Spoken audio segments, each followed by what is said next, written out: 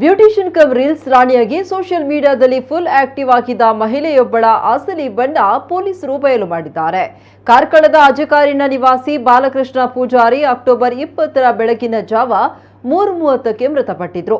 ಅನಾರೋಗ್ಯದಿಂದ ಬಳಲ್ತಾ ಇದ್ದ ಬಾಲಕೃಷ್ಣ ಪೂಜಾರಿ ಕಾರ್ಕಳ ಸೇರಿದಂತೆ ಮಂಗಳೂರು, ಬೆಂಗಳೂರು ಆಸ್ಪತ್ರೆಯಲ್ಲಿ ಚಿಕಿತ್ಸೆಯನ್ನ ಪಡ್ಕೊಂಡಿದ್ರು. ಆದ್ರೆ ಗುಣಮುಖರಾಗದ ಅವರನ್ನ ಅಕ್ಟೋಬರ್ 19ರಂದು ಮನೆಗೆ ಕರೆತರಲಾಗಿದ್ದಾದ್ರೂ 20ರಂದು ಈ ಹಲೋಕ ತ್ಯಜಿಸಿದ್ರು. ಹೀಗಾಗಿ ಬಾಲಕೃಷ್ಣ ಪೂಜಾರಿ ಅವರದ್ದು ಅನಾರೋಗ್ಯದಿಂದ ಉಂಟಾದ ಸಾವು ಅಂತ ಪರಿಗಣಿಸಲಾಗಿತ್ತು.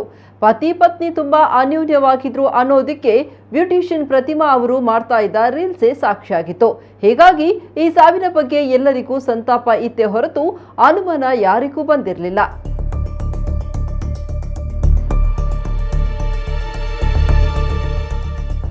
ಹೀಗೆ ಕರಿಮಣಿ ಮಾಲೀಕ ನೀನಲ್ಲ ಅನ್ನೋ ಹಾಡಿಗೆ ಬಾಲಕೃಷ್ಣ ಪೂಜಾರಿ ಜೊತೆ ರೀಲ್ಸ್ ಮಾಡಿದ ಪ್ರತಿಮಾ ದಿಲೀಪ್ ಹೆಗ್ಡೆ ಎಂಬಾತನ ಜೊತೆ ಗುಪ್ ಲವ್ ಇಟವಿ ನಡೆಸ್ತಾ ಇದ್ಲು.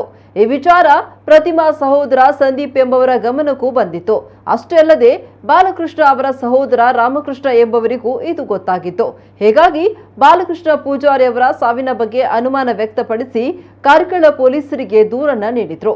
ಸ್ವತಃ ಪ್ರತಿಮಾ ಸಹೋದರ ಕೂಡ ಪ್ರತಿಮಳ ಪ್ರೇಮ ಪುರಾಣವನ್ನ ಪೊಲೀಸರ ಮುಂದೆ ಬಿಚ್ಚಿಟ್ಟಿದ್ದ. ಹೀಗಾಗಿ ತನಿಖೆ ನಡೆಸಿದ ಪೊಲೀಸರಿಗೆ ಬಾಲಕೃಷ್ಣ ಸಾವಿನ 5 ದಿನಗಳ ಬಳಿಕ ಅಸಲಿ ಸತ್ಯ ಗೊತ್ತಾಗಿದೆ. ರೀಲ್ಸ್ ರಾಣಿ ಪ್ರತಿಮಾ ಬ್ಯೂಟಿಷಿಯನ್ ಆಗಿ ಬಣ್ಣದಲ್ಲಿ ಸೋಷಿಯಲ್ ಮೀಡಿಯಾದಲ್ಲಿ ಮಿಂಚಿದ್ರು. ಆಕೆಯ ಅಸಲಿ ಬಣ್ಣ ಏನು ಅಂತ ಬಾಯಿ ಬಿಡಿಸಿದ್ದಾರೆ.